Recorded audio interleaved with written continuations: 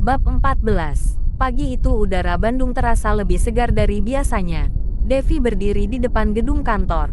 Gedung yang sama, tempat yang beberapa minggu lalu ia tinggalkan dengan hati hancur. Tangannya memegang tas kerja dengan sedikit gugup.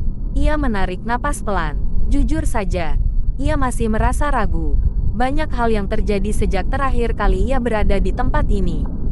Fitnah, pengkhianatan, kecelakaan, rumah sakit, semua itu terasa seperti mimpi panjang yang melelahkan. Namun hari ini ia memutuskan satu hal. Ia tidak ingin terus lari dari masa lalu. Devi melangkah masuk ke dalam gedung. Ketika pintu lift terbuka di lantai kantor, beberapa karyawan langsung menoleh. Beberapa detik suasana terasa canggung. Tidak ada yang berbicara, namun kemudian seorang karyawan perempuan berdiri dari kursinya. Devi menatapnya. Perempuan itu terlihat sedikit gugup. Aku mau minta maaf. Beberapa orang lain juga berdiri. Kami semua juga. Salah satu karyawan pria berkata dengan wajah bersalah. Kami terlalu cepat mempercayai rumor waktu itu. Devi terdiam beberapa detik. Ia tidak menyangka akan disambut seperti ini. Lalu ia tersenyum kecil. Tidak apa-apa. Jawabannya sederhana, namun cukup membuat beberapa orang merasa lega. Devi berjalan menuju meja kerjanya. Meja itu masih sama seperti dulu. Tidak ada yang berubah. Namun ada satu hal yang baru.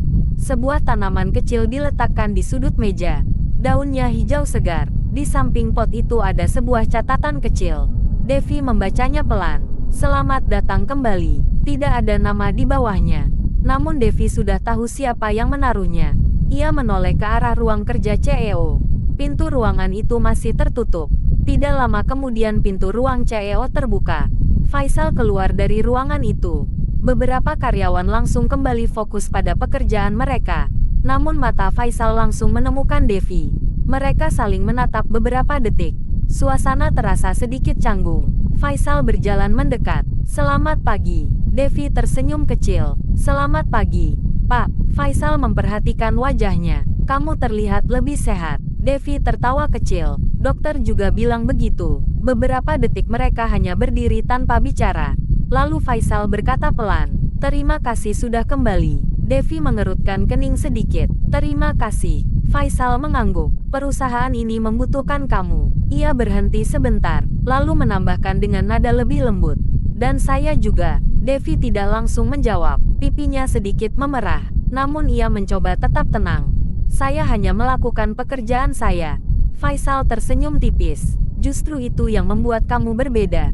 Hari itu berjalan lebih cepat dari yang Devi bayangkan. Beberapa rekan kerja datang ke mejanya untuk berbicara. Ada yang bertanya kabarnya. Ada yang meminta maaf lagi. Ada juga yang bercanda seperti dulu. Perlahan suasana kantor kembali terasa normal.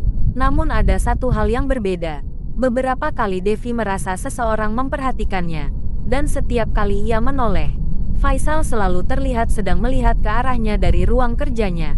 Menjelang sore, sebagian besar karyawan sudah pulang. Devi masih duduk di mejanya. Ia sedang menyelesaikan beberapa laporan. Tiba-tiba seseorang berdiri di samping mejanya. "Masih bekerja?" Devi mendongak. "Faisal." "Iya, Pak. Saya ingin menyelesaikan ini hari ini." Faisal melihat layar komputernya sebentar. "Kamu baru kembali bekerja. Tidak perlu memaksakan diri." Devi tersenyum. "Saya sudah terlalu lama beristirahat." Faisal tertawa pelan. "Kalau begitu saya juga harus bekerja." Devi terlihat bingung. "Bapak belum pulang."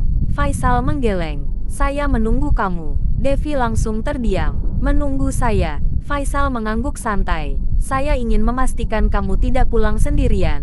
Pipi Devi langsung terasa hangat. "Pak Faisal, saya bisa pulang sendiri."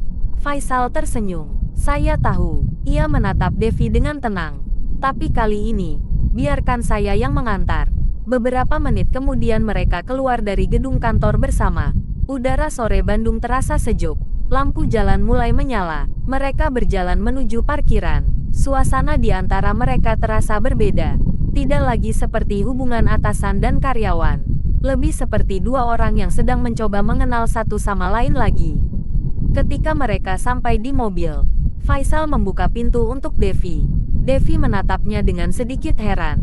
"Kapan Bapak mulai bersikap seperti ini?" Faisal tersenyum kecil. Mungkin sejak saya hampir kehilangan kamu. Devi tidak tahu harus menjawab apa. Ia hanya masuk ke mobil dengan wajah sedikit merah. Dan tanpa mereka sadari, cerita mereka yang sebenarnya baru saja dimulai.